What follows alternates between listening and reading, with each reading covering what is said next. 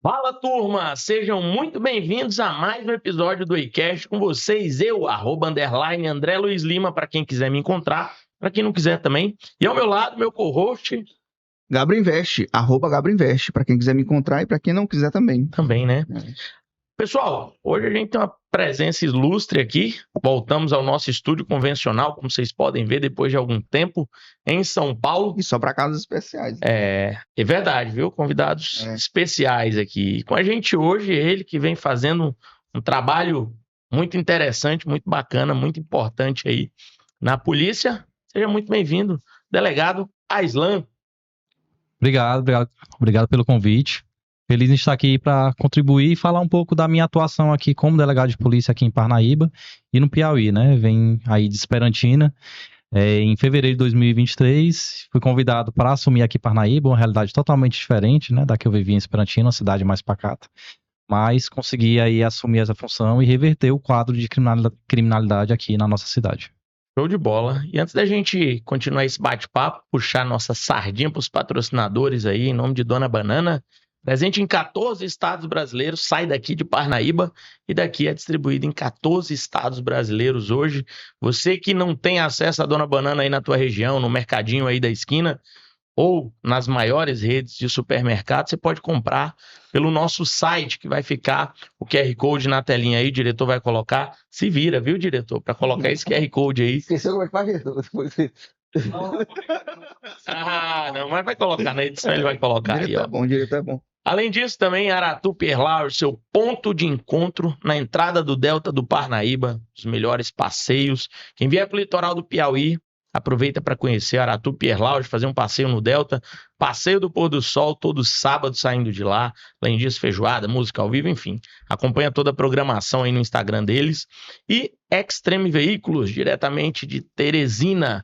De Teresina ou em outras regiões, você que quer comprar o seu seminovo com procedência, é lá na Extreme Veículos. E o Emídia, precisou de posicionamento digital, produção de conteúdo, fala com a turma do Emídia, que eles vão atender vocês com maestria e excelência. A agência que atende Dona Banana, atende Aratu, atende a todos nós e quem produz os conteúdos do iCash.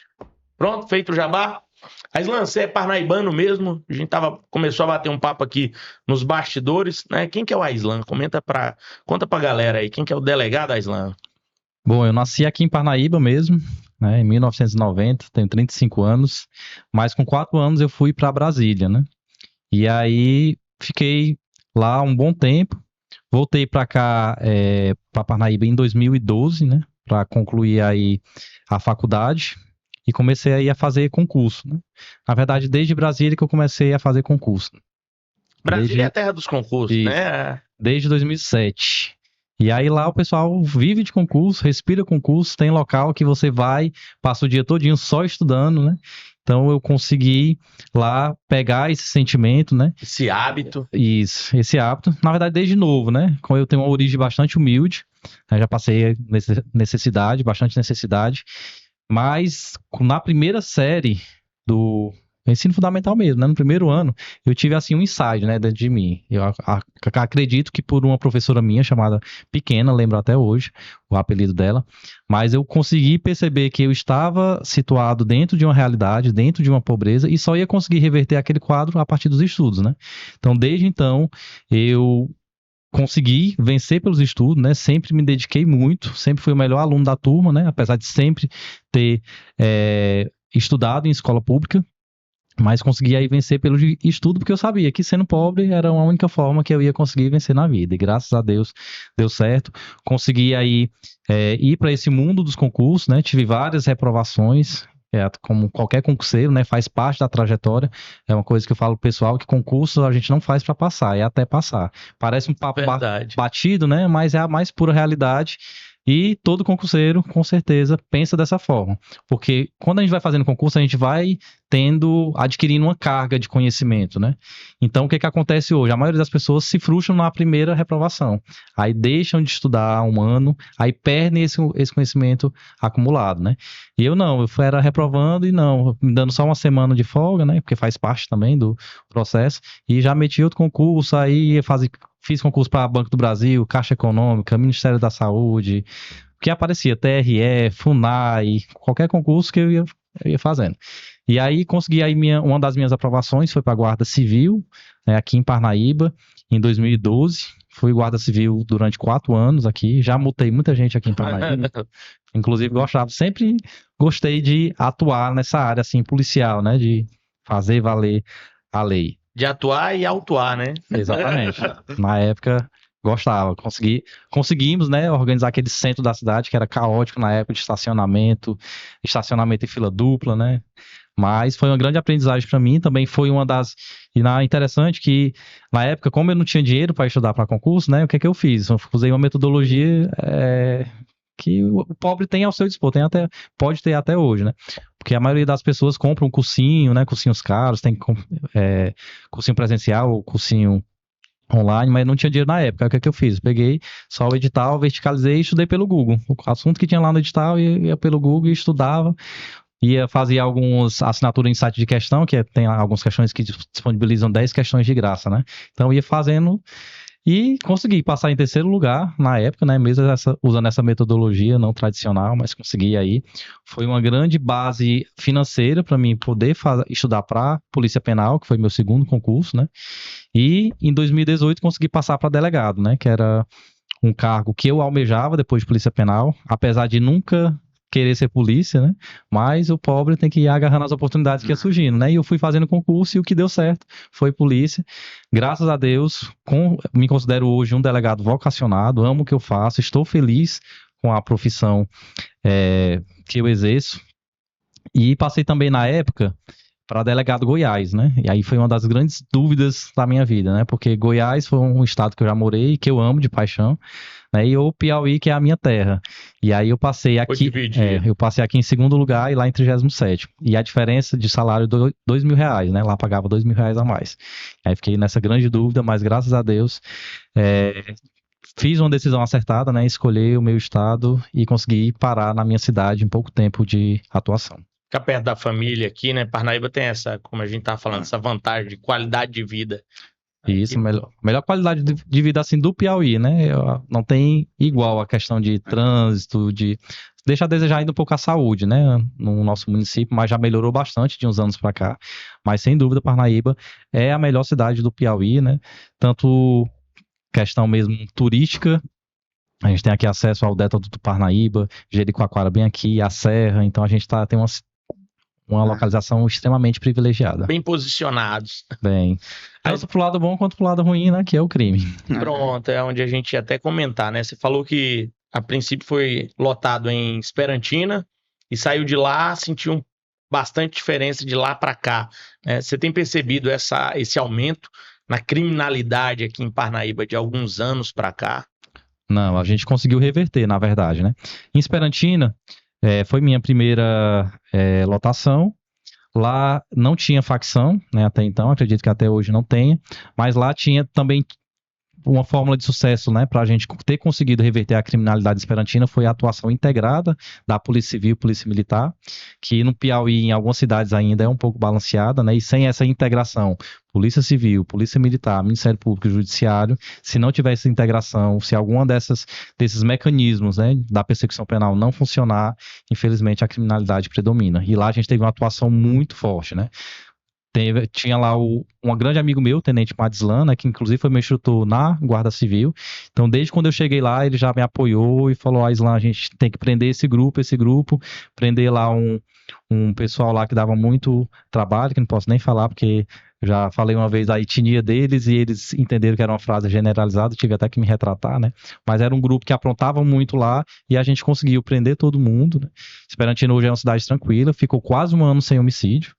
E teve só um homicídio em um ano agora recente, decorrente de uma briga de bar, né? Que dentro do contexto de uma cidade com 40 mil habitantes acontece, né? Faz parte aí da sociedade. Mas quando eu vim para Parnaíba, já me deparo com outro quadro, né? Que são as facções criminosas. Né? Então, foi um desafio É uma forma também de trabalhar totalmente diferente, né? E lá também, quando a gente vai para o interior, né, a gente vira como se fosse um médico generalista, né? Então a gente pega todos os crimes, pega violência doméstica, estupro, tráfico, homicídio. E aqui em Parnaíba a gente tem as delegacias especializadas, né? E a gente tem a central de flagrante. Então a gente trabalha mais direcionado. Que é onde você está hoje. Que é onde eu estou até hoje, na primeira. Sou titular da primeira e da segunda divisão de tráfico. E também sou o delegado seccional, né? Eu coordeno outras delegacias. Então, quando eu cheguei aqui, cidade com alto índice de mortes violentas intencionais, né? Que é homicídio, feminicídio, lesão corporal seguida de morte, latrocínio. São esses 4 considerados MVIs que vão calcular aí a taxa de violência na cidade, nos países, no mundo, né? Então, Parnaíba em 2022, só para vocês terem uma noção, Parnaíba figurou como a 38ª cidade mais violenta do país.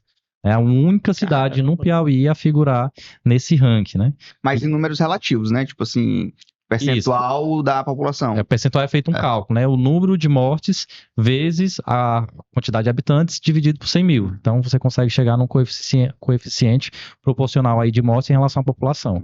E aí, Parnaíba, por ter na época uma população estimada de 150 mil habitantes, ficou com uma taxa de MVI aproximadamente de 51, né? Então, extremamente alta.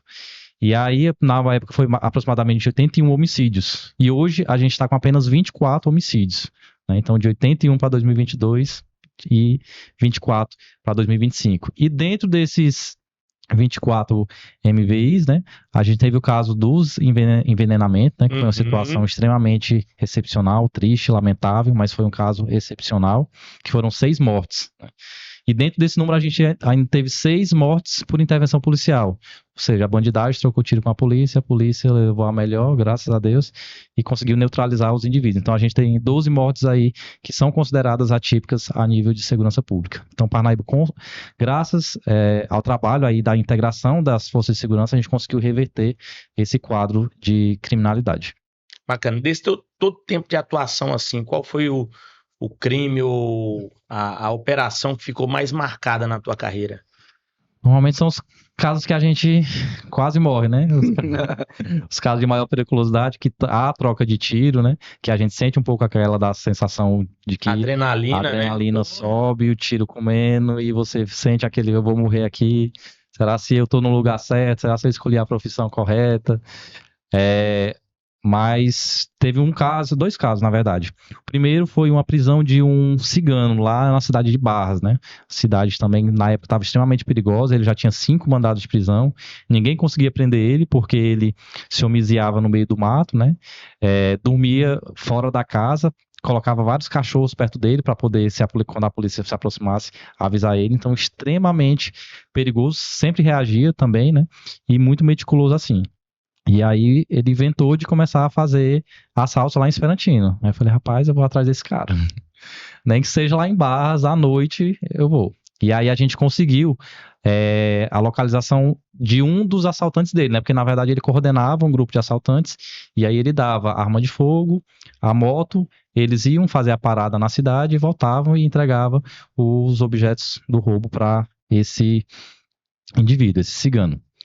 E aí a gente conseguiu chegar nesses 2 indivíduos, desses 2 assaltantes, e a partir deles a gente conseguiu chegar nesse bendito cigano, né? E ele estava homiziado estava em situação flagrancial, então a gente podia entrar no domicílio dele, né? E ele estava tipo numa área de pântano. Então foi bastante perigoso, porque a gente não conhecia bem o terreno, né? Tanto é que quando a gente começou a entrar de forma bem discreta e sem fazer muito barulho, né, para não espantar os cachorros, a gente começou tipo a afundar. E aí a gente não sabia qual a fundura a gente ia afundar, e também tinha a questão do armamento, né, que não pode pegar água. E aí tava chovendo também nesse dia, a casa ficava mais ou menos 1 quilômetro desse pântano, então a gente teve que ir se arrastando quase 1 quilômetro na chuva. E eu imaginando mil coisas. A primeira, assim, experiência que eu tive real, assim, do perigo, porque a qualquer momento ele podia ver a gente, reagir ou correr, né? A gente não sabia o que esperava a gente também, ou quantos caras, se tinha mais parceiros dele dentro da casa. E a gente ainda ficou um bom tempo lá, a gente chegou o mais próximo possível dele, ficou abaixado e esperou ele dormir, né? Porque se a gente fosse de uma vez, os cachorros iam avisar e ele ia correr. E aí, no que a gente chegou próximo, a gente esperou ele dormir, ele desligou a luz, os cachorros também silenciaram, aí a gente foi pra cima. E quando a gente foi pra cima, ele começou a atirar, reagiu, entrou dentro de casa, aí colocou a mulher e a filha na frente, né? Ficou atirando na gente, ficou atirando a gente e colocou a família dele na frente pra não ser baleado e ao mesmo tempo tentando atingir a polícia, né? E aí foi loucura esse dia. E a gente conseguiu prender ele, né? Ele conseguiu se entregar, resistiu muito, né? E devido à resistência teve várias lesões, né? A gente até achou que ele ia sair na audiência de custódia, que é onde é verificado se o preso sofreu ou não agressão policial, e a gente ficou com medo dele ser solto, né? Mas o flagrante foi homologado, né? A gente encontrou com ele arma de fogo, a moto foi roubada, celulares, e apesar das várias lesões, a gente conseguiu efetuar a prisão e deu tudo certo, né? Graças a essa integração também do Judiciário e do Ministério Público. E outro caso que aconteceu comigo também, que foi mais grave que esse, foi lá na cidade de Madeiro. A gente foi cumprir um mandado de busca, e aí a gente chegou lá na casa, a casa aparentemente estava abandonada, né? Mas mesmo assim a gente entrou, gritou polícia, polícia, né? Como a gente sempre faz, para anunciar que é polícia, porque às vezes nesse contexto de facção eles podem achar que é algum faccionado.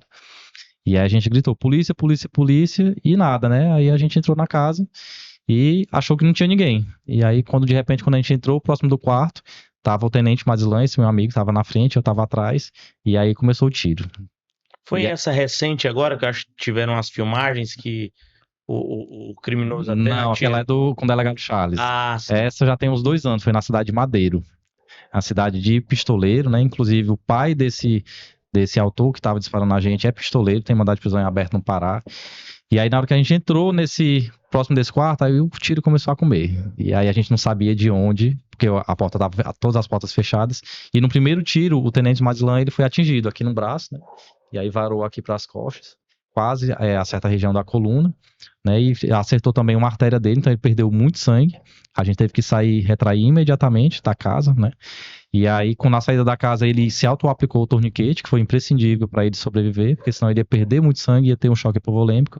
E a sorte também que na cidade tinha SAMU, né? Então a gente conseguiu se deslocar muito rápido para lá. Mas, assim, foi questão de centímetros, assim, que o tiro não pegou em mim, né? Porque o tiro passou assim do lado, pegou primeiro nele, e como ele era pistoleiro, ele sabia o que estava fazendo, sabia onde, mesmo não sabendo onde a gente estava, né? Ele sabia os pontos para atirar, e até, assim, a temporização dos tiros, né? Para não acabar muito a munição, ele não disparou, porque normalmente uma pessoa que não tem muita aptidão, não tem muita prática, ela quer disparar de uma vez, né? Para cessar logo a agressão. E ele não, ele atirava uma vez, esperava uns 30 segundos, 1 minuto, atirava outra vez. E aí nisso ficou mais ou menos uns 5 minutos de disparo. Aí a gente conseguiu retrair, sair da casa.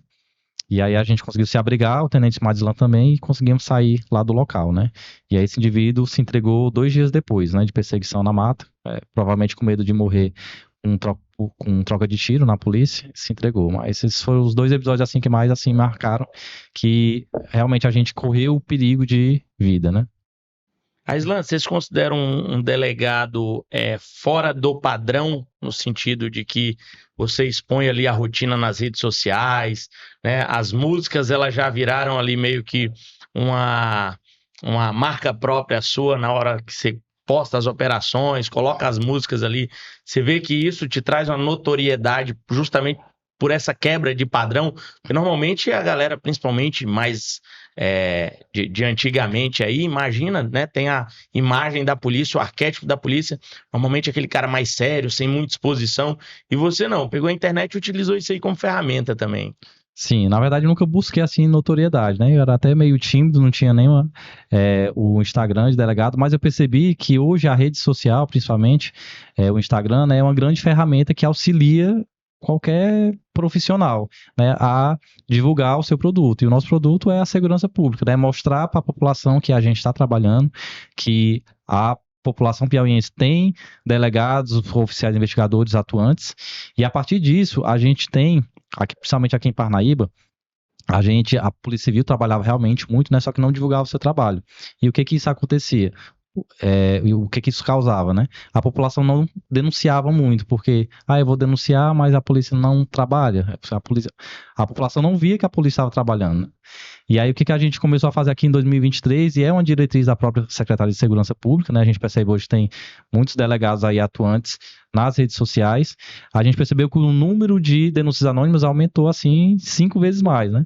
Enquanto, por exemplo, em 2022, nessa época que tinha muitas mortes em Parnaíba, a gente teve aproximadamente 200 denúncias anônimas. E hoje a gente está já com 1.100, né? E nem fechamos o ano. Então, assim, é tanta denúncia que a gente não consegue dar conta, né? A gente tenta trabalhar com o máximo de informações possíveis, mas a população tem ajudado bastante. E nesse cenário de facções criminosas, é imprescindível a colaboração da população, né? Porque acontece, às vezes, um homicídio e a população não tem coragem de testemunhar, né? Porque vai ter, possível ter a retaliação aí da facção. Então, dentro desse cenário das facções criminosas, é imprescindível a população. E, vendo isso, né, a gente percebeu que era mostrando o nosso serviço, através das redes sociais, que a gente ia conseguir alcançar esse público, né? E o resultado é isso, né? Hoje o Piauí é referência pública nacional, tanto na questão do programa de recuperação de celulares em massa, né? Operação Rolezinho aí, Operação Porteira Fechada, várias operações a nível nacional, né? Tivemos uma grande operação semana passada que a gente conseguiu encontrar o centro de armazenamento de drogas do Comando Vermelho aqui no litoral e fazer uma apreensão de quase 1 tonelada, né, de droga. Apreensão histórica aqui, né? Histórica. Trabalho assim feito exclusivamente pela Polícia Civil, né? A gente já teve grandes apreensões de drogas no Piauí, mas normalmente a gente tem, essas grandes apreensões são feitas pela PRF, né, nas rodovias.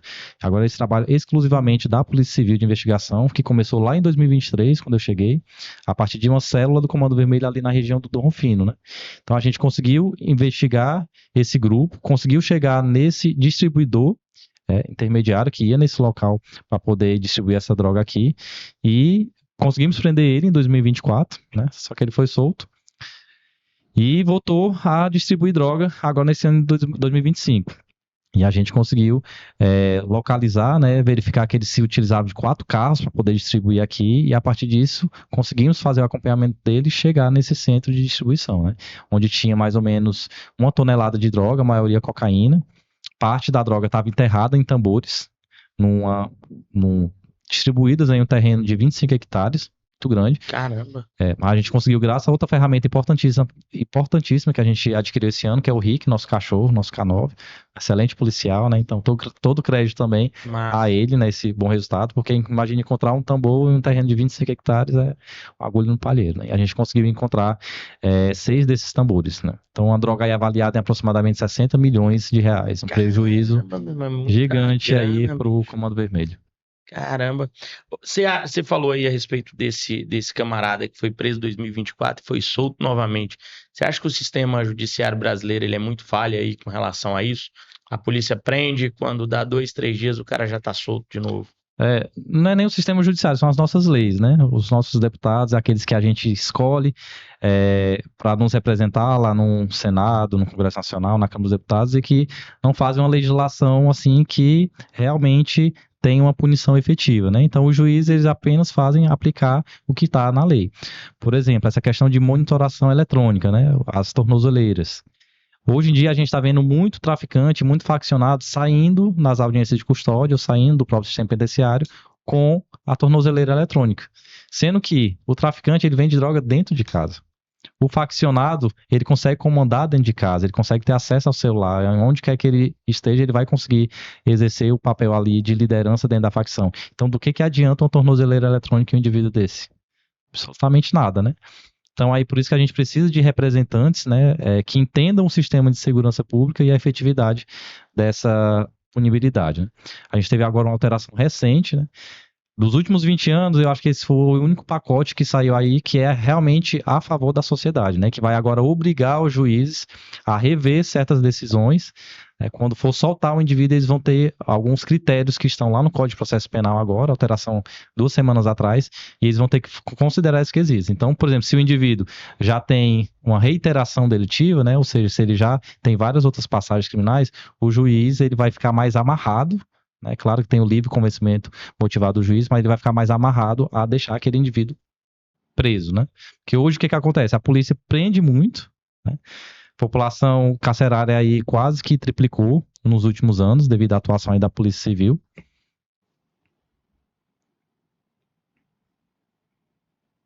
Esqueci até o que eu tava falando. A A população polícia carcerária prende aumentou. muito, né? A polícia prende muito, a população carcerária aumentou, os juízes agora vão ter que cumprir alguns critérios, né? Isso. Mas assim, a gente percebeu que teve uma diminuição, assim, no número da criminalidade no geral aqui em Parnaíba, graças a essa atuação do Judiciário e Ministério Público, né? Também em 2023 foi criada aqui em Parnaíba a central de custódia, né? Então antes a gente tinha juízes que ficavam alternando para fazer a custódia do preso. Hoje em dia a gente tem uma central de inquérito e um juiz só para fazer essas decisões. Então a gente tem tipo uma especialização do juiz, né, nessas decisões que autorizam a gente a fazer buscas, prisões, né? O que aumentou bastante também. Só esse ano, a primeira e segunda divisão de tráfico juntos já cumpriram quase 300 ordens judiciais, né? Então é quase uma ordem judicial aí por dia.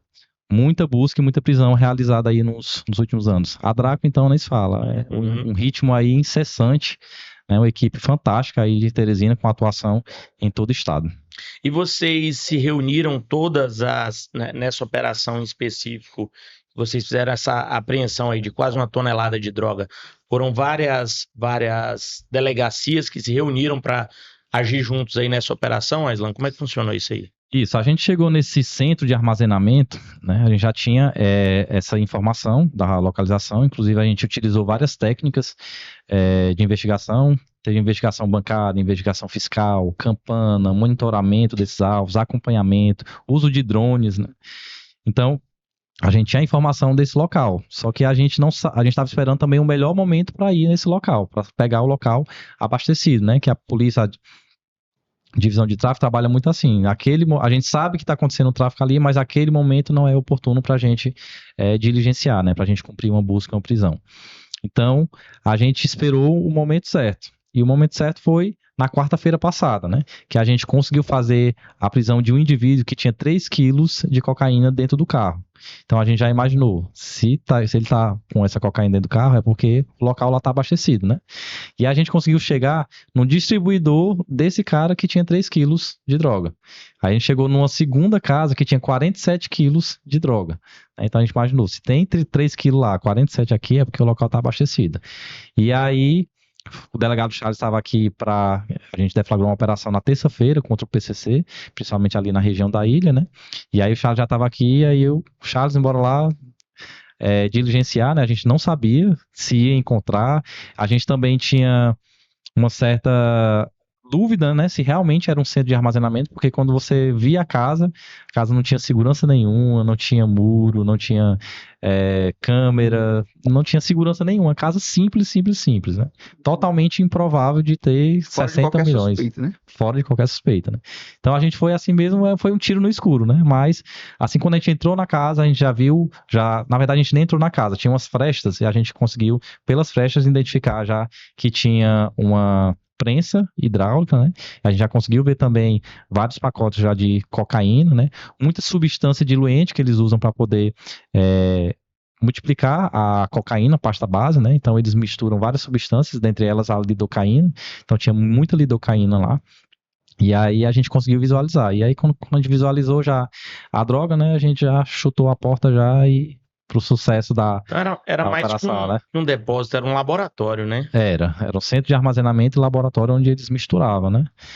E aí a gente foi atrás de mais droga, né? Começamos a passar o cachorro ao redor da casa, né? Dentro da casa já tinha muita droga, e aí o cachorro começou a dar pistas de que tinha mais droga enterrada, né? Então a gente conseguiu encontrar um tambor, 2, 3, e aí conseguimos também fazer a prisão do indivíduo, né, que era dono dessa casa.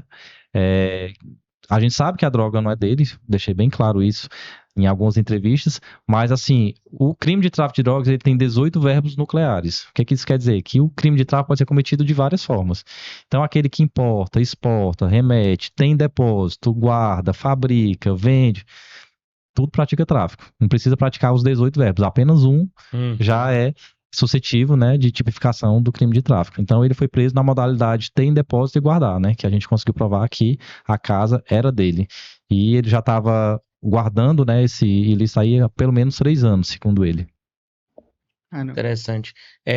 Ô Aislan, a gente observa que algumas operações elas são realizadas em várias regiões ao mesmo tempo, em vários estados, né? A gente teve, por exemplo, o rolezinho não, acho que foi mais centralizado aqui no Piauí, mas a gente teve recentemente uma com relação aos carros de corrida clandestina, teve aqui no Piauí, tiveram em outras regiões também.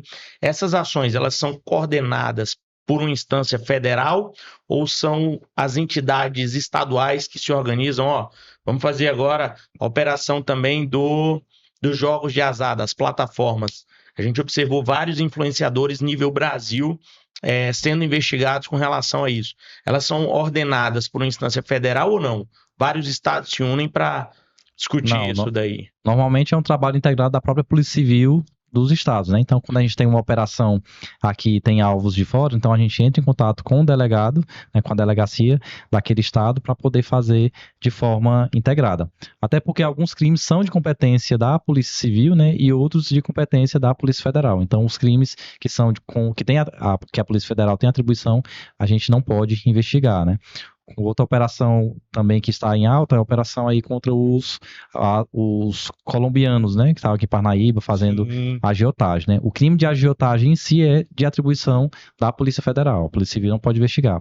Mas quando há outros crimes, né, conexos com o crime de agiotagem, por exemplo, ameaça, extorsão, né, estelionato, dentre outros crimes. Aí a gente pode atuar como atuou efetivamente aqui na cidade, né? A gente teve a primeira etapa aí da operação e pode esperar aí que vai ter outros desdobramentos dessa operação. Teve outros casos também, acho que foi o caso dos postos lá, não teve? Dos postos. Sim, a lavagem de dinheiro através dos postos de combustível. Não, mas acho que eu não tô falando nem isso, porque acho que dos postos foi a Polícia Federal, não foi esse? De adulteração de combustível? É que teve um relacionado até à questão de tributos, que não recolhia. Eu esqueci o nome agora, cara. A questão dos tributos. Em diversos estados, eu vi que aqui foi. Que em diversos estados foi a Polícia Civil que atuou, no caso. Porque questão de tributário, aí você tem que ver a atribuição de quem que recolhe aquele tributo, né? Então, se a gente, por exemplo, tem o ICMS, né, que normalmente está relacionado aí aos combustíveis, é a Polícia Civil. Mas se a gente tem algum imposto federal, né, por exemplo, imposto de renda de pessoa jurídica, aí entra a Polícia Federal. E nada impede também que a gente atue em conjunto, né? Se tem Polícia Civil, PF, como acontece muito aqui. Aqui no Piauí também a gente teve a criação da FICO, né, a Força Integrada de Combate ao Crime Organizado, que tem duas bases, né, duas sedes. Tem uma aqui em Parnaíba e outra em Teresina. Então são vários profissionais das várias forças de segurança existentes que se juntam para poder combater a criminalidade. Então a gente tem a Polícia Civil, a Polícia Federal, a PRF, a Polícia Penal e a Polícia Militar. Então eles se juntam, né, para poder combater a criminalidade organizada. Interessante. Com relação ainda sobre a operação aí dos jogos, das plataformas, né? Também teve uma grande notoriedade aí nível Brasil, que eu tô comentando, né? Sim. Me tira uma dúvida com relação a essa operação, Aislan. São investigados, claro, os influenciadores que divulgam, mas essas plataformas, elas também entram na investigação, conseguem encontrar essa turma aí, ou é mais complexo o negócio? Até porque elas têm sede em outros países, né? É bem mais complexo. Nessa investigação Laverna, né, que já teve a fase 2 aqui em Parnaíba, fase 1 e fase 2, a gente diligenciou, a gente investigou algumas dessas empresas, né, e uma delas tem sede inclusive em Hong Kong, na Austrália, em Singapura. Então, é complicado a Polícia Civil investigar, né? Então, quando há indícios de que essas infrações são transnacionais, né, a gente encaminha os autos para a Polícia Federal, que tem uma estrutura, né, maior e que pode investigar até com mais parcimônia, né, com mais calma, essa investigação bem complexa. Até porque também são empresas que têm um grande aporte financeiro, né, que operam aí a nível nacional e a nível internacional. Então, quando a gente verificou que essas empresas elas não possuem sede no Brasil, não possuem representante no Brasil, não são empresas legalizadas dentro do Brasil, né, a gente tem aí o crime de loteria não autorizada. E aí, quando esse influenciador divulga isso, ele também está cometendo na verdade não é crime, é uma contravenção penal. Mas junto da contravenção penal, a gente tem outros crimes aí que a gente está investigando, né? Que é a questão do estelionato e a indução do consumidor a erro. Porque o que a gente descobriu é que esses influenciadores, eles ganhavam um certo valor em cima da perda dos seguidores, né? Então o seguidor ia lá, clicava no link daquele influenciador, E se perdesse R$1.000, então 50% ia para o influenciador e 50% ficava com a banca, né, com o tigrinho. E aí caracteriza o crime de estelionato e também a questão de você fazer publicidade de um serviço, de um material enganoso, né, ludibriando os seus seguidores. Lembrando que por que a polícia agiu, né? Às vezes a gente vê vários problemas aí, alguns crimes, e aí por que a polícia não investiga? Porque realmente estava uma onda, começou a crescer muito o endividamento, né, dessas pessoas, a nível de Brasil mesmo. Então, muitos casos também, infelizmente, aí de suicídio, de tentativa de suicídio por causa do envenenamento, muita separação, muitas famílias fragilizadas aí, quebradas por causa desse super endividamento dessas plataformas. Porque realmente a pessoa, ela se sente induzida a ganhar. Tá vendo ali, o influenciador joga R$100 e ganha 5.000. Aí a pessoa acha, não, ali é fácil ganhar dinheiro. Então, aí a pessoa vai lá e joga R$100 e realmente começa a ganhar 200, 300.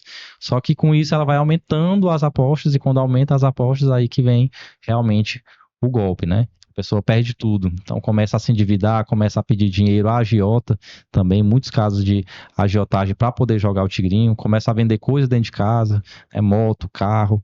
Então, cresceu muito no Brasil todo. Então, a Secretaria de Segurança Pública, analisando esses números, né, a gente decidiu também atuar nessa frente.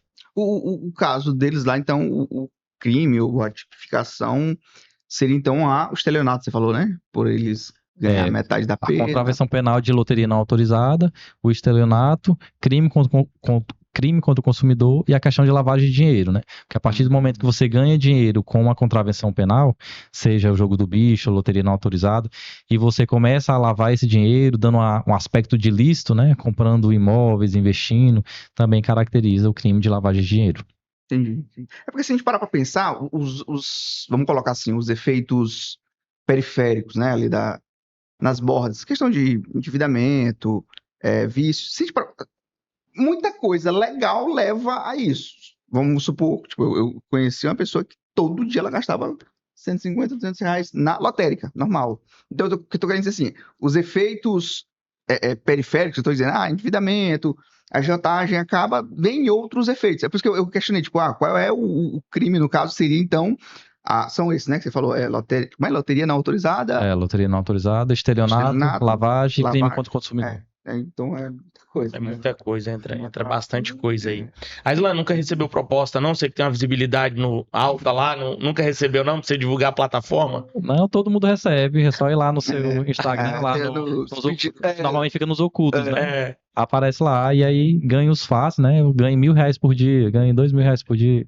E aí quem acredita nessa história de ganhar dinheiro fácil, que na verdade a gente sabe que desde que o mundo é mundo não existe dinheiro fácil, né? E se fosse tão fácil assim ganhar dinheiro, ninguém ia divulgar essa forma tão fácil de ganhar dinheiro, né? Ia esconder pra si, né? Ia esconder pra si ou divulgar, ou arregimentar um pessoal para trabalhar e poder pegar esse dinheiro só pra si, né? Então o pessoal não ia compartilhar essa informação. Aislan, e com relação ainda com ganhar dinheiro na internet, nunca pensou em lançar um infoproduto para carreira policial, algo nesse sentido, justamente por conta da visibilidade que você tem? Não, por enquanto eu uso mesmo só para poder divulgar o trabalho da polícia, né? Também para fazer alguns memes, né? Porque também faz parte dessa divulgação, colocar aí o fundo musical de Seu Desejo, né? Que na época eu pensei... Tem várias, né? Tem várias. Eu lembro o Beijo Blues, né? Tem várias. Na época eu pensei no forró porque eu via que as operações, normalmente as músicas das operações policiais, é mais aquele rock pesado, né? Aquela música mais pesada. E aí você já tem assim o que está se mostrando ali já é uma coisa pesada, né? É bandido, é troca de tiro. E aí eu quis colocar uma música, escolher, né? Algo que fosse mais leve, né? Ou mais cômico, que o pessoal ficasse fixado no vídeo ouvindo uma música mais leve. E aí eu pensei, o que o piauiense consome muito, o que o Nordeste gosta muito? É forró, né? Aí forró romântico, também sou fã da banda, né? E aí juntou o útil ao agradável e aí foi uma mistura que deu certo. A população gosta bastante. É claro que nem todo vídeo cabe esse tipo de música, eu analiso também isso, mas foi uma coisa que deu certo aí nas redes sociais. Você recebe muita denúncia lá no direct? Recebo, bastante.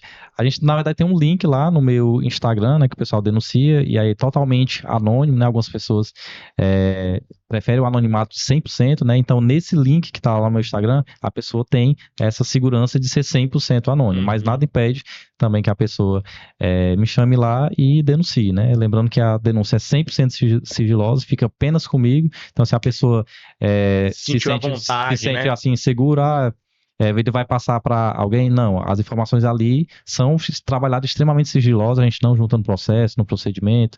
Então, é claro que a denúncia por si só, ela não vai fazer a gente arrebentar uma porta, ir na casa, a gente faz diligências antes. O que a gente precisa da população é um norte, né? Então a gente precisa saber que naquela casa está tendo um movimento de tráfico de drogas, muita gente indo e comprando, passando pouco tempo, né? Violência doméstica. Tem todo tipo de denúncia.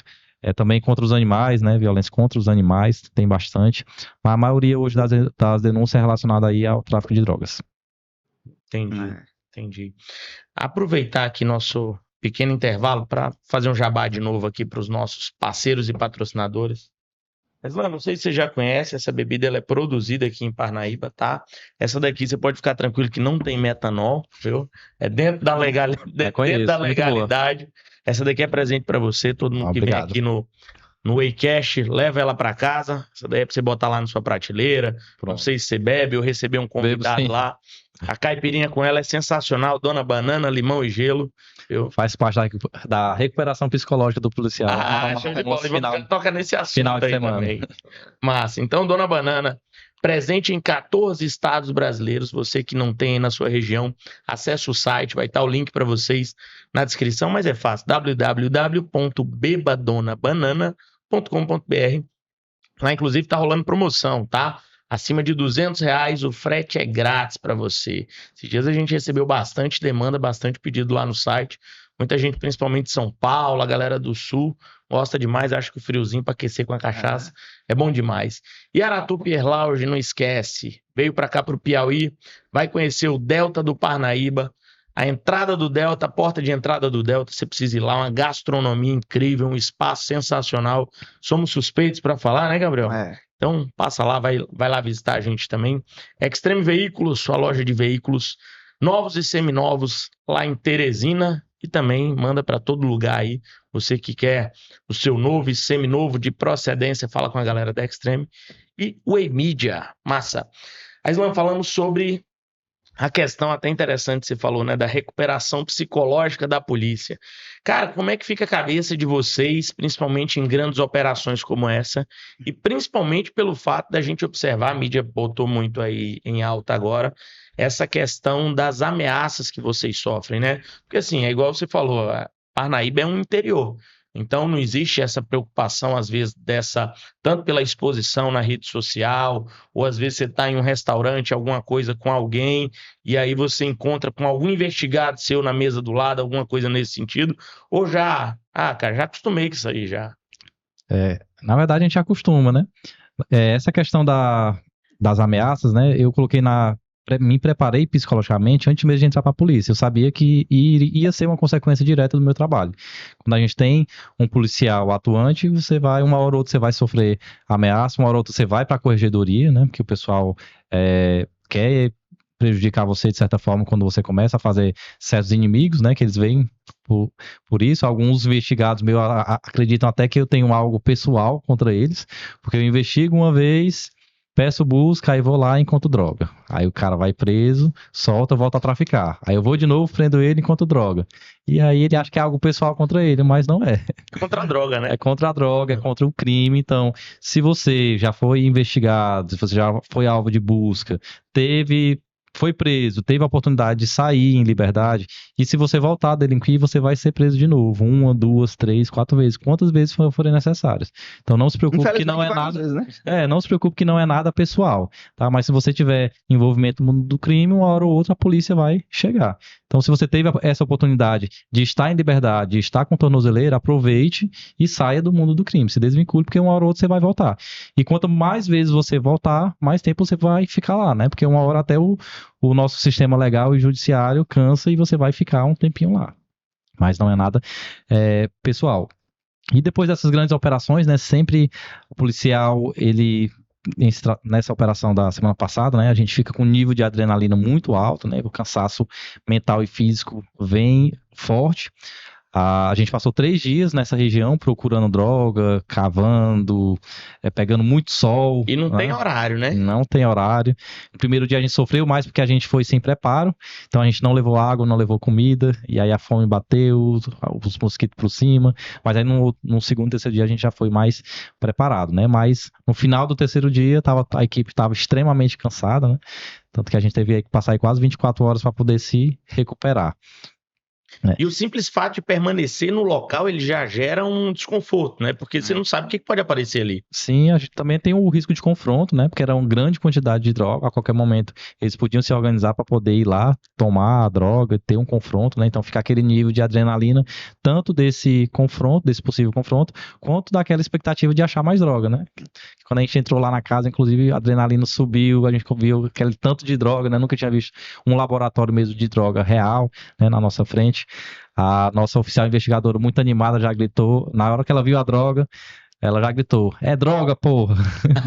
Aí viralizou aí lá no nosso grupo, né? Porque a felicidade, um trabalho aí minucioso de 2 anos de investigação, e aí também sofrendo crítica de parte da população, que a gente combate as pequenas bocas de fumo, os médios, só que demora você chegar no grande, né? E a gente chegou aí e demonstrou para a população parnaibana que a gente tem essa capacidade de prender a criminalidade, seja a pequena, a média, a grande, a gente consegue chegar. Mas é claro, para chegar nesses grandes, né, a gente demora bem mais. Isso daí dá uma série, né? Sim. É quase um filme, pô, isso aí, porque você para analisar todo o trabalho que foi feito ali, todo o processo e o encontro disso daí, envolveu muita gente, muito tempo de trabalho, né?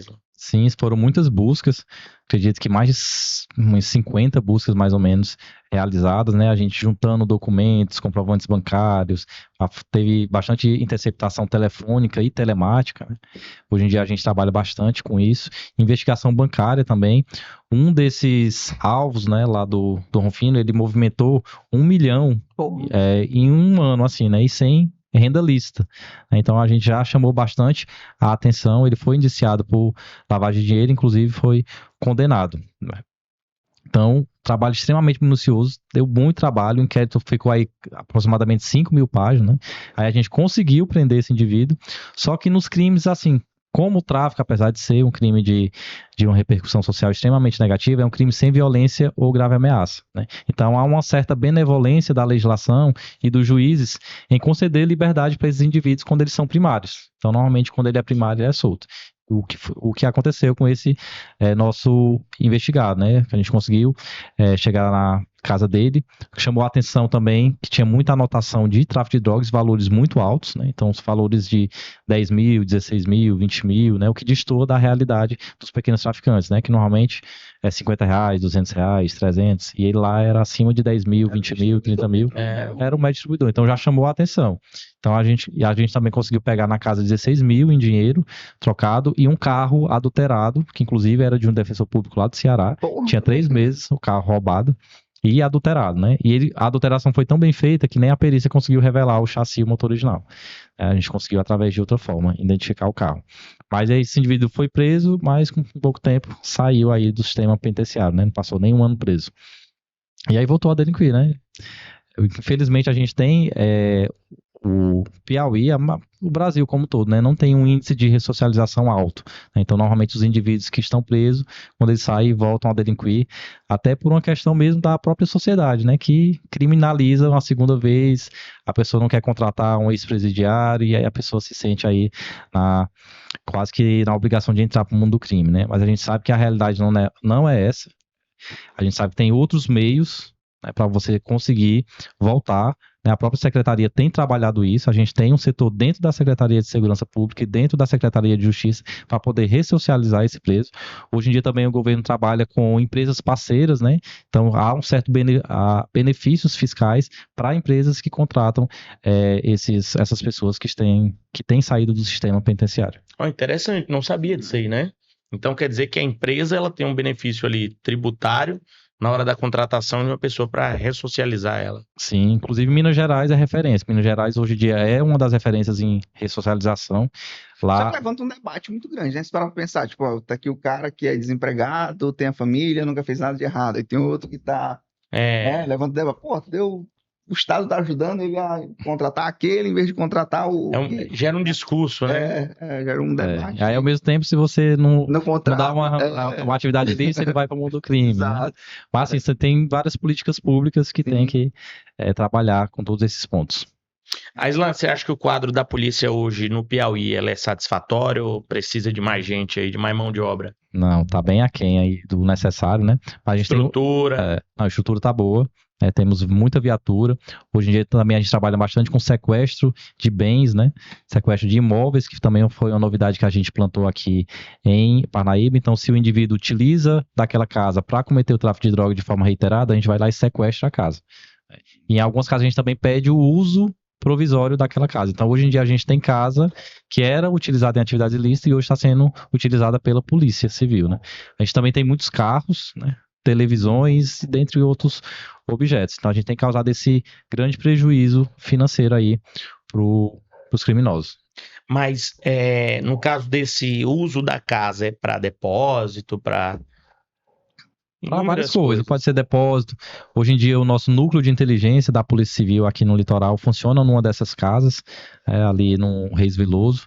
Então é uma ferramenta que a gente começou a utilizar e a gente viu que tinha efeito, porque muito desses bens eles ficavam se deteriorando na delegacia, né? Principalmente carro, né? Carro e moto. Então a gente pede essa destinação e esse uso provisório, a secretaria cuida da manutenção desses bens, então é melhor a polícia estar usando do que esse bem está sendo se deteriorando lá no pátio, né? Como aconteceu aí com muitos veículos, muitas motos aqui em Parnaíba. Mas em termos de estrutura para uma investigação, né? Vamos tirar essa... Tem questão de perícia, questão de... Existe uma... Tem um investimento massivo. Uma ferramenta muito importante que o Piauí adquiriu ano passado foi o SINAB, né? É um Sistema Nacional de Comparação Balística, um investimento aí milionário, que esse sistema ele pega os projéteis dos locais de crime, né, onde há disparo de arma de fogo. Então a gente insere esses projéteis nesse banco nacional e ele vai comparando. Então se uma arma foi utilizada em um homicídio aqui ou no Ceará e esses projéteis estão no SINAB, ele já faz essa comparação balística, né, como se fosse uma comparação de DNA, né, uma comparação de DNA das armas utilizadas. E com isso a gente tem conseguido solucionar muitos crimes, né? Então quando a gente vê, quando esses projetos estão inseridos no SINAB e a gente faz a apreensão da arma de fogo, aí a gente manda a arma de fogo, o perito faz o teste lá balístico, pega o projeto e insere no SINAB. E aí faz o cruzamento e dá o match, né, que a gente chama, que é o match das duas munições, né? E a gente consegue comprovar que aquela arma efetivamente foi utilizada para matar aquela pessoa. Que faz quem preside o inquérito é o delegado, né? Isso. Pronto. Quando tem uma perícia, o que o delegado julga necessária uma perícia, é ele que passa para o perito, ele que faz essa perícia, faz essa solicitação. Ou o perito pode agir de ofício, pode... Não, o delegado que requisita. Né? Ele vai no local de crime, aí faz a sua análise técnico-jurídica, né? E a partir disso ele vai requisitando. Mas normalmente a gente sempre deixa um quesito aberto, porque também o perito ele não pode, se o delegado não deixar esse quesito aberto, ele não pode falar mais do que ele foi requisitado. Entendi. Né? Então já tem uns parâmetros, vamos dizer assim, que... Sob pena dele ser parcial no laudo dele, né? O perito, assim como o juiz, tem que ser imparcial, então ele tem que analisar os fatos. Mas a gente pode colocar um quesito complementar e dizer que outras diligências ou outras abordagens que o perito julgar necessário para elucidação do caso. Pronto, agora vem a pergunta, né? Que é até chata. Em relação aos casos lá dos envenenamentos, como é que se chegou ao ponto de chegar lá, como é o nome da mulher? Dona Lucélia, né? Dona Lucélia, né? E depois chegar no senhor lá, tipo assim, foi algo na perícia, foi na investigação. Porque a gente até trouxe ela aqui, né? Ela e o advogado dela, né? Pessoa bem... E ele comentou sobre a questão da investigação, que, né? Eu não sei se pode comentar, porque você está aberto o inquérito, se tem algo a respeito. Posso, né? alguma coisa eu posso. Né? Qual foi o andar da carruagem nessa situação que chegou ela Bom, nesse primeiro momento, né, que essa primeira investigada ela foi presa, a polícia foi induzida a erro por os dois verdadeiros autores do fato, né? Então houve essa indução a erro da polícia. E também os fatos, lembrando assim, que quando a polícia pede a prisão de alguém, temporária ou preventiva, ela não está dizendo que aquela pessoa cometeu o fato. A prisão é uma medida cautelar para assegurar o resultado da investigação. Então, a população que se antecipa, a população que antecipa o julgamento, né, faz o julgamento daquela pessoa. Julgamento popular antecipado. Justamente, mas é a própria população que faz esse julgamento. Sim. A polícia ela só faz um trabalho de investigação. Então, naquele momento procedimental do inquérito, tudo levava a crer que era ela. Mas uma hora ou outra, a partir de perícia, do andamento da investigação, com certeza ela iria ser não indiciada, né, por isso. Mas naquele momento, tudo levava a crer, porque o veneno encontrado no estômago das duas crianças inicialmente era o mesmo veneno que foi encontrado dentro da casa dela. E foi encontrado dentro de um vidro de dipirona, num local totalmente atípico. E aí foi perguntado para ela por que ela tinha aquele veneno. Aí ela disse que um irmão dela tinha ensinado ela a matar morcego com esse veneno. E como é que ela matava morcego? Ela diluía esse veneno, colocava dentro do vidrozinho de dipirona e colocava no caju. E o que as crianças tinham comido? Caralho, nem fode. E aí, assim, e aí teve essa questão da indução de erro da própria polícia, né? Que os dois autores falaram, não, foi ela que entregou a sacola de caju para as crianças, né? E aí, mas tudo isso estava sendo investigado, estava sendo apurado. A população que se antecipou, né? Tanto é que foi lá na casa, apedrejou a casa, destruiu a casa completamente dela. Né? Nessas horas eu sou a favor do Estado, sabe? No sentido de Estado. Porque se você for agir com as próprias mãos, você vai fazer isso que aconteceu com ela. Mas é julgamento antecipado, mas né? A grande crítica, inclusive, acho que a advogada dela comentou, foi o tempo entre a prisão dela e até ser feita a perícia, porque parece que só foi feita a perícia quando houve outra morte, né? Acho que outro envenenamento na região, ou na família, ou algo do tipo. Tipo, questão de estrutura, tempo. O que foi 5 meses? Foi que ela ficou presa? Não, não lembro. Foi um tempinho, acho que entre agosto a janeiro. Mas era uma prisão provisória. Era prisão preventiva. Preventiva, né? Que a provisória tem um tempo determinado, né? Isso. Aí, no caso, primeiramente, ela foi feita o pedido de preventiva e eu acho que estava faltando, porque não fui titular desse inquérito, mas estava faltando realmente um laudo dos cajus, que o Piauí não tinha esse equipamento para fazer esse toxicológico de veneno, né? Que foi adquirido recentemente. Mas até então não tinha, então demorou bastante esse exame pericial. Então foi uma morosidade em termos do Estado fazer essa perícia para entregar o... Mas lembrando assim, que existe sim o erro judiciário, existe o erro policial, e existe a responsabilidade civil do Estado. Então, nesse caso, se há a responsabilidade do Estado, a pessoa pode sim ingressar com ação de indenização contra o Estado e vai sim ser reparada por esse erro. Entendi. E foi mais um caso assim de filme, né? Porque, cara, tudo que aconteceu, o desenho. Tudo indicava pra ela, né? A arquitetura disso tudo aí, eu acho que se não houvessem depois aquelas mortes ali, talvez não iria nem conseguir constatar que não foi ela. Pela indução, né? E o cara era inteligente. Assim, tô falando baseado. Inteligente pro mal, né? Pra ele conseguir, tipo assim, induzir a polícia pra isso. Depois. Porque tudo casou, né? Tudo casou pra que. E se não acontecesse de novo, realmente ele estaria livre da forma que ele induziu a situação, né?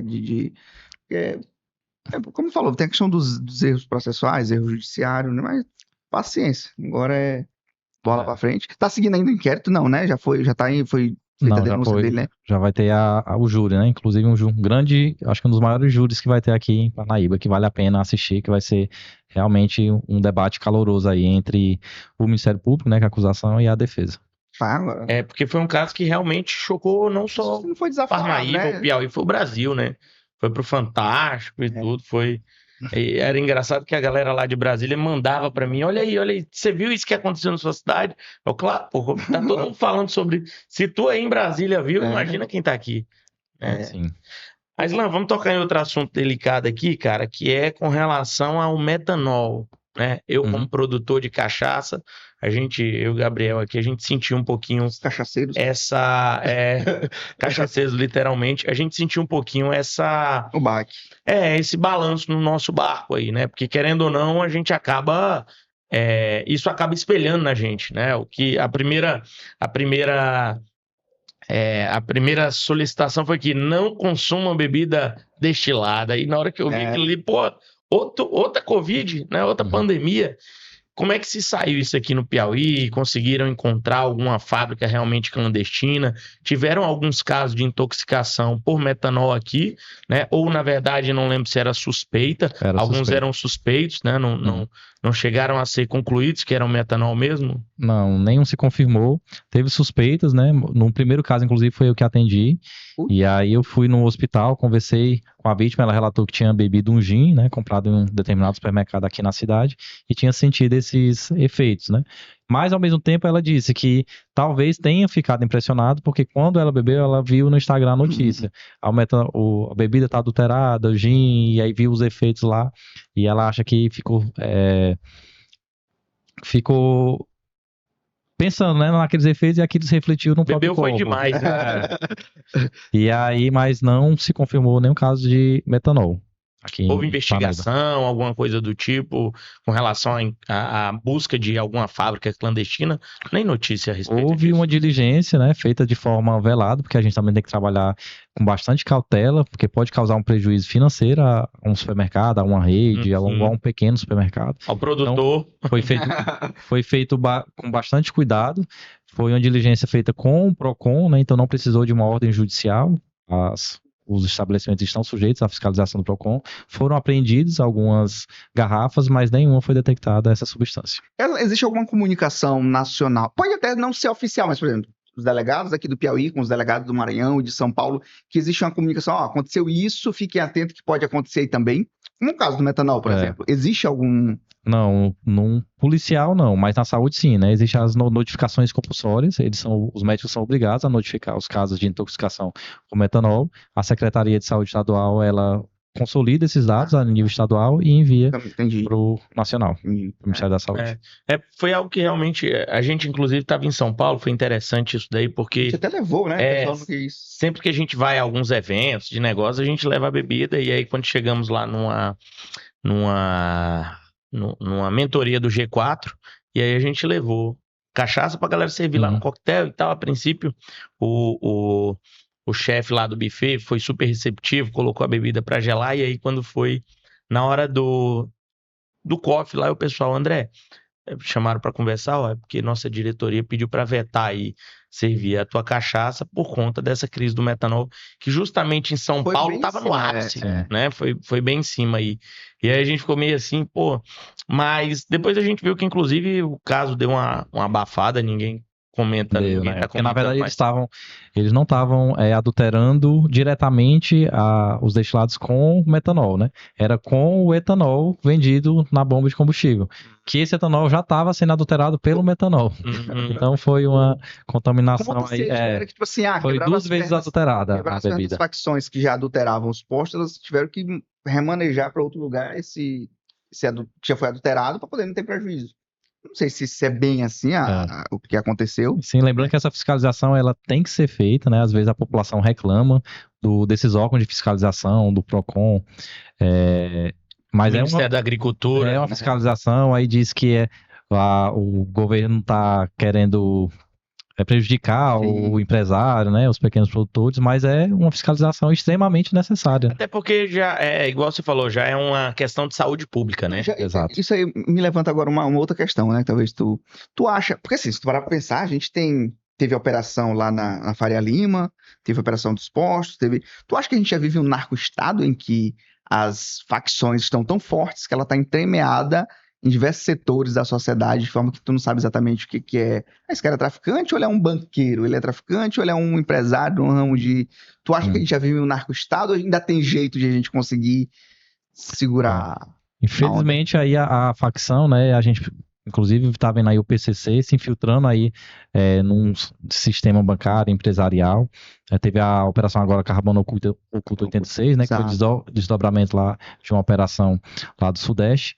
E a gente viu que eles têm vindo, né, forte nesse novo tipo de investimento ilícito deles, né? Então, o PCC está saindo um pouco da questão do tráfico de drogas, né, e está indo mais para essa parte que está vendo que há mais rentabilidade, né? E aí, só que com isso também, fica muito mais fácil também a polícia investigar, né? Porque o dinheiro, ele deixa um rastro financeiro, né? Então, a gente consegue detectar essas movimentações. Hoje em dia, a gente tem uma lei de lavagem de dinheiro também muito forte, né? A gente tem várias responsabilidades das instituições bancárias em... como que eu digo? Informar para o COAF, por exemplo, que há uma movimentação atípica de dinheiro naquela conta, né?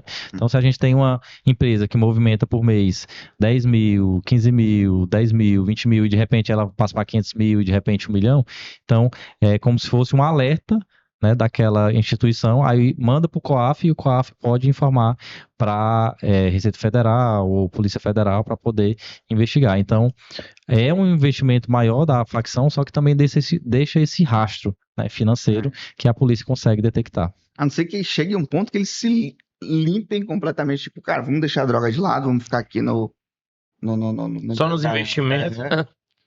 Mas o problema é que dentro dessa ilicitude, né, ele não consegue crescer de forma como um empresário normalmente. Entendi. O crescimento vem da fonte, né? É um crescimento exponencial. Né? Então o cara sai, por exemplo, de uma empresa com capital de 100 mil e em 2 anos já está com milhões. Né? Então a gente sabe que não é essa demora, né? Esse aumento exponencial.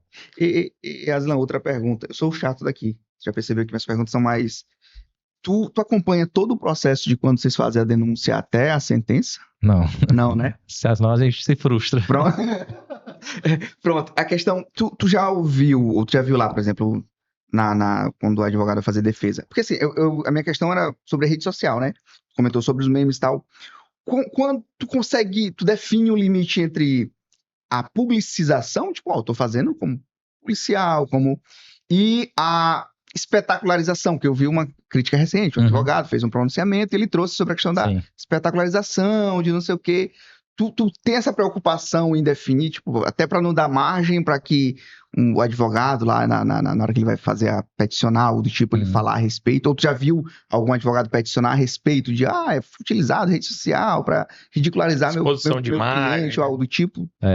Já sim, mas na hora da cliente lá enganar, não há essa crítica, né? Mas a gente já viu sim, a gente toma esse cuidado, e assim, quanto maior a preocupação social, policial, de saúde com aquele problema, maior é a espetacularização, né? Então, porque a gente quer realmente atingir o maior público, a gente quer mostrar para as pessoas que aquela conduta é errada, que não há dinheiro que venha fácil, que aquela pessoa está enganando os seus seguidores, né? Tá ganhando dinheiro em cima da perda financeira deles, tá fazendo viagens internacionais caríssimas com aquele dinheiro. Então a gente quer realmente atingir o maior número de pessoas.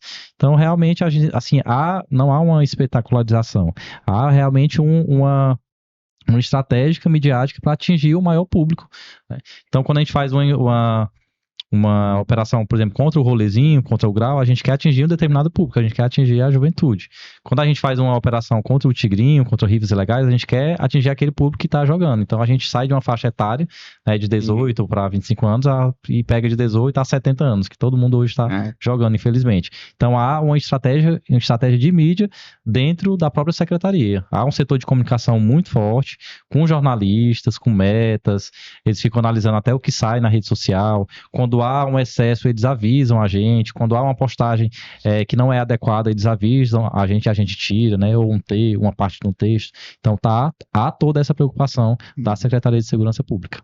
É interessante, então, porque vocês não é que estão resguardados, mas vocês têm esse indicativo aí, né, cara? A gente precisa ser mais ativo na comunicação e vocês são ferramenta para isso, né? Sim, e aí outra coisa que a gente faz bastante, né, tem cumprido bastante, é mandado de prisão civil, né, ou seja, pessoas, a maioria pais que não pagam a pensão, né. Então muita gente, por exemplo, não sabe que quando você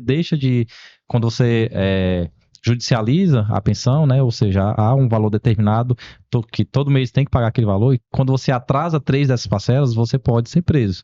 Então tem gente que não sabe disso. Então a gente faz essas prisões, divulga, eu coloco até uma música lá da calcinha preta lá da pensão alimentícia, e aí a população chega e manda um direct, eu não sabia que se não pagasse, e aí eu informo, você pode ir na defensoria pública ou contratar um advogado, mas ele tem que pagar direitinho, e às vezes assim, é uma pensão de R$100, R$150, e o cara às vezes luxando, viajando, ou gastando a pessoa já manda logo, eu não sabia não, Islan, dá uma olhada nesse Instagram aqui, é meu ex, tá andando de lanche aqui.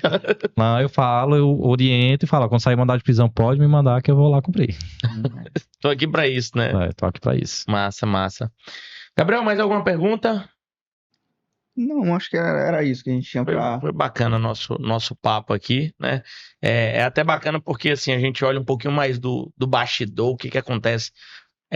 Tem. A questão, tipo, acho que até veio sobre isso, né? Se existe, tu tem alguma pretensão extra-polícia, vamos dizer assim, quero ir pro judiciário, quero ir para o Ministério Público, ou mesmo pra política, tipo, a gente vê... eu acho que a política tem que ser tomada de pessoas boas, né? Não tem que... Esse é o problema, acho que pelos bons se calarem, eles tomam... Tem alguma pretensão futura em termos de carreira? Tenho. Vou ainda não concluir, ainda não bati o martelo, né? Mas eu quero ser juiz, quero ir pro judiciário aí. Mas estou pensando porque é muito difícil você chegar numa carreira como delegado e você se dedicar ao estudo. Porque aí você parar 2, 3 anos da sua vida, né? Tem quanto tempo já? Desde 2018, tá na polícia? E aí você tem que parar toda a sua vida, 2, 3 anos, para poder estudar novamente, né? Tem que ser uma decisão bastante pensada, bastante acertada. Puxada, E quando começar, não pode parar, né? Aquele papo, Mas tem.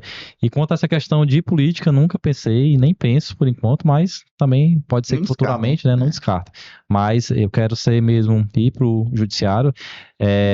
Acredito que lá também eu vou conseguir modificar, mudar a sociedade, mudar a realidade no meu entorno, que é o que eu sempre quis fazer, né? Desde quando eu me tornei servidor público, eu tenho esse pensamento de ajudar, transformar a realidade social, porque eu queria que quando eu era criança, eu pensava, poxa, por que esse policial não trabalha assim? Por que esse professor não faz isso? Então eu ficava pensando, né, o servidor público tá ganhando para isso, então por que ele não faz pelo menos o dele, né? A gente também naquela época tinha aquele pensamento de servidor público não faz nada, servidor público por muito tempo era estigmatizado, né? O que tem mudado, né, graças aos nossos órgãos correcionais, hoje em dia também a população também denuncia, né, quando a gente erra. Tem que ser produtivo. Hoje a gente tem uma visão totalmente diferente do servidor público. Então eu acho que dentro dessa área assim do judiciário eu também vou conseguir me realizar. Mas eu tô ainda meio balançado porque eu gosto muito de ser delegado, estou feliz com o que eu faço, e aí eu tenho medo de mudar e me frustrar, né, na carreira profissional e virar um profissional frustrado. Se bem que é meio difícil porque o juiz ganha muito bem, né, então vou ficar frustrado, mas pelo menos vou estar ganhando muito bem. Frustrado rico. Exato. Mas quanto a essa questão do policial ir para a área política, né? Não julgo e acho extremamente importante que pessoas que conheçam a segurança pública sejam eleitas e para poder fazer as nossas leis, porque hoje em dia a gente tem muitas brechas e a gente tem um sistema extremamente legalista pro bandido, né? Então pouco para a sociedade. Outra pergunta que eu tinha aqui, então tu não te considera um garantista em termos de um operador do direito? Não, assim, eu sou garantista para a sociedade, mas também há a garantia para o criminoso, né? Há os direitos básicos. Mas eu também não considero, por exemplo, correto um indivíduo que é preso 2, 3, 4 vezes por tráfico tá na sociedade. Porque se você prende uma vez, o judiciário, o sistema, nosso sistema legal, solta esse cara e ele volta a delinquir, é porque ele não aprendeu, ele não sofreu, não entendeu a severidade daquele ato dele para a sociedade, né? Então aquele indivíduo tem que ficar preso, e a gente tem aí muitas brechas no nosso sistema, totalmente pró-bandido, né? E assim, pouco pró-polícia. Você encontrou alguém que tu prendeu e te disse, porra, parece que o cara tomou outro rumo, eu vi ele trabalhando ali, fazendo alguma coisa? Já. Felizmente tem acontecido, né? Principalmente essa pessoal assim mais novo, né, que é ludibriado pela facção. A facção ela ilude muito, né? Diz, a gente vai trazer você para cá, a gente vai dar o suporte financeiro, a gente vai pagar advogado, principalmente menor de idade, né? Que eles têm aquela falsa percepção de que não vai dar nada pro menor, né? Mas dá. E a gente, inclusive, esse ano a gente aprendeu muitos menores. E aí, quando o menor é apreendido, a facção abandona ele. E aí, quem é que vai ajudar? é a mãe, o pai, que vai ter que pagar um valor muito alto para o advogado para tentar se soltar logo, né? Então vai vender casa, vai vender moto, o único meio de transporte, vai pedir dinheiro emprestado. Então a gente vê muito isso aqui em Parnaíba. Então eu sou a favor de que a gente eleja, né, deputados, senadores, que conheçam o sistema de segurança pública e façam leis efetivas que realmente punam o delinquente e favoreçam a sociedade. Que possa intervir com conhecimento, né? Exato. O que a gente percebe hoje é que o pessoal, eles estão votando assim em política que não tem um conhecimento técnico, jurídico, e aí a Só gente tem... financeiro. E aí a gente tem aí, nessas brechas aí na lei que favorecem a criminalidade. Apesar, eu acho que a sociedade brasileira ela tem uma tendência mais punitivista, vamos dizer assim. Acho que o brasileiro não suporta mais tanto. Porra, tu sai de casa 5, 6 da manhã. Aqui eu vejo menos, mas, por exemplo, eu sou de São Luís, já aconteceu de eu sair de casa, o cara te aborda quase que na porta da tua casa, toma teu celular, toma teu... Ainda te chama de vagabundo. E a população, ela se indigna quanto a isso, mas eu não entendo a gente ter um congresso que é meio omisso quanto a essas questões, né? Tipo, vamos... eu vou dar um exemplo bobo aqui para entender. Vamos reduzir a maioridade penal, ou vamos endurecer certas penas. Tem um grupo ali que faz muito barulho, que movimenta, no tipo, não pode. Isso tem que ressocializar, são vítimas. E que há muito tempo isso daí não funciona, né? Exatamente. E muitas das vezes a pessoa pensa dessa forma e aí quando vai votar, vota no cara que é totalmente garantista pro bandido. Exatamente. E aí, hoje em dia é tão fácil pesquisar, tem sites aí, que inclusive de ficha limpa, né? Então antes de votar, faça uma pesquisa, veja quais são as pretensões, o que seu candidato pensa, né, da criminalidade, como que ele tem votado nas últimas leis, se favorece ou não a sociedade, se favorece ou não os empresários, né? Porque também a nossa sociedade, né, nossa política é pluralista, então você pode concordar ou discordar de determinada atuação de um político, mas o que não pode é você não concordar com determinada coisa e estar votando naquele político que faz... Mas eu acho que é porque o brasileiro ele não tem nem muita nossa, tipo, o brasileiro médio, né? A gente que ainda discute, tu é de direita, tu é de esquerda, e tu é uma visão mais garantista, mas acho que o brasileiro médio ele não tem nem noção do que, tipo, o cara ele é, vamos supor, um pedreiro que sai todo dia às 7 da manhã pra trabalhar e é roubado. Mas na cabeça dele, o cara que ele vai votar, é por ele ter uma certa empatia ali, ele não tem nem noção de que lado que o cara é, de que né, mas hoje em dia eu acho que tem mudado bastante, de uns tempos pra cá, sim, e graças às redes sociais. Exatamente, né? Hoje em dia a gente Só tem... não sabe se não quiser, né? Exatamente, porque conhecimento hoje a gente tem na palma da mão, né? É diferente do meu tempo, eu acho que acredito 10, do nosso 12, tempo, né? Lá em 1990, 95, 2000, que a gente não tinha essa facilidade de informação, né? A gente tinha que ir para a biblioteca, né? Para fazer trabalho escolar, tinha que ir na biblioteca, copiar muito, usava muita caneta, muito lápis, e hoje em dia a gente vê... Talvez até porque a gente estudou alguma coisa, né? Também, talvez. Quem fazia o trabalho era nós, né? Até a acessibilidade da internet hoje em dia é muito fácil você conseguir aí uma internet grátis, né? Tem vários programas sociais que disponibilizam aí a internet de forma gratuita. E até as escolas também, né? Que hoje em dia tem trabalhado bastante com essas ferramentas. Todo mundo hoje em dia tem um celular. Para jogar, tem, como é que não tem? Vai trabalhar, vai estudar. Exatamente. Ora mais. Aslan, cara, agradecer tua presença aqui, agradecer a doação do seu tempo para estar aqui com a gente. A gente sabe da correria, dos trabalhos que a polícia vem fazendo aí e da sua entrega também, do seu esclarecimento. Como eu estava falando aqui, é bacana ver um pouquinho desse bastidor, digamos assim, da polícia, né? Que as pessoas observem que de fato é o trabalho da polícia, não é algo pessoal, não é nada contra, né? Como diz.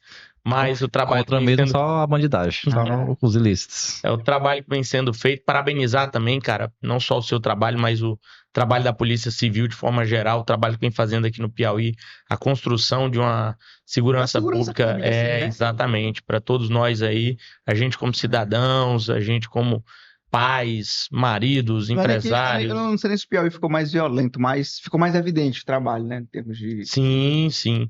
É claro, a gente observa que o crescimento populacional, o crescimento das cidades, é inevitável que coisas como essa se ampliem. Não sei se a gente estava gravando quando ele trouxe alguns dados. Acho que já, né? Já, 2000. Ele falou que houve uma redução, Parnaíba teve... Houve um aumento e, consequentemente, uma redução, uma queda. O que é importante, de fato, né? Porque não foi um aumento progressivo. Teve uma descontinuidade da criminalidade aqui. Então, parabenizar vocês, parabenizar toda a equipe aí que vem fazendo essa nossa segurança.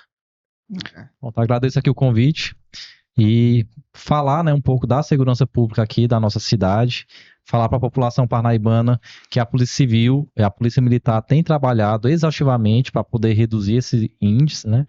A gente tem conseguido de 2022 para cá, graças ao trabalho também do Ministério Público e do Judiciário, que tem apoiado esse trabalho policial, e a gente tem conseguido reduzir aí significativamente os índices de criminalidade, seja no tráfico, seja no homicídio, na violência doméstica e nos próprios roubos, né? Parnaíba teve uma redução aí de 50% no número de roubos, de celulares foi 60%, graças ao nosso programa de recuperação de celular, então, e ao mesmo tempo, né, a polícia vai, combate esse tipo de roubo, e aí a bandidagem vai para outro, né, que agora foram por roubo, só que a gente conseguimos prender os principais assaltantes de ouro aqui na cidade, inclusive teve menor que foi vítima também ali de um homicídio ali na feira, né, veio a óbito lá no local, a vítima reagiu, mas a gente tem conseguido fazer esse trabalho fantástico, graças também à própria população, né, que tem denunciado, não tem se omitido da sua responsabilidade, né, lembrando que a segurança pública ela é dever do Estado, mas também é responsabilidade de todos. Então você tem que contribuir para a segurança na nossa cidade, e a forma da população contribuir é fazendo uma denúncia, seja anônima, seja indo na delegacia, seja chamando um policial para conversar, mas o importante é denunciar. Show de bola. Mais uma vez, obrigado, Aislan. E você que nos assistiu até aqui, não esqueça de deixar o seu like nesse vídeo, deixar seu comentário, compartilhar, ativa as notificações também, se inscreve aí no nosso canal.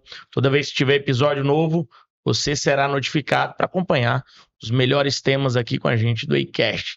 É isso aí, muito obrigado e até a próxima, tamo junto. Valeu.